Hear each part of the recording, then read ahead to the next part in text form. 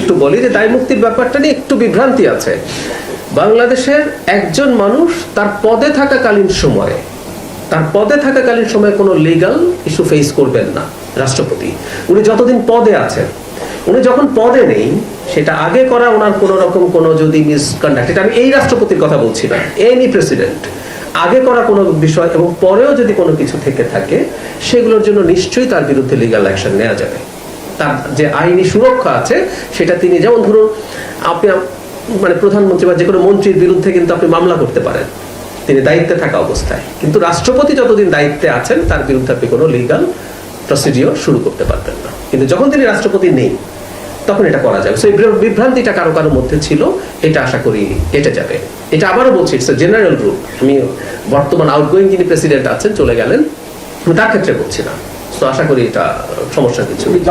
Court কি সরকার? Court সরকার না, court স্বাধীন এবং আইসিটি বা সব কোর্টই, মানে জনগণ সংক্ষুব্ধ মানুষ যেতে পারেন।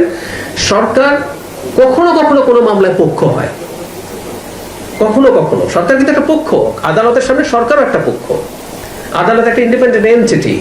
কখনো কখনো, সবসময় সরকার পক্ষ হয়ও না, কখনো কখনো পক্ষ হয়। সরকারের বিরুদ্ধে কত রিট হয় এবং প্রচুর রিটে সরকার হারে। আপনি যদি খোঁজ নেন দেখবেন উচ্চ আদালতে অসংখ্য রিটে সরকার পরাজিত হয় জনগণের করা রিটে।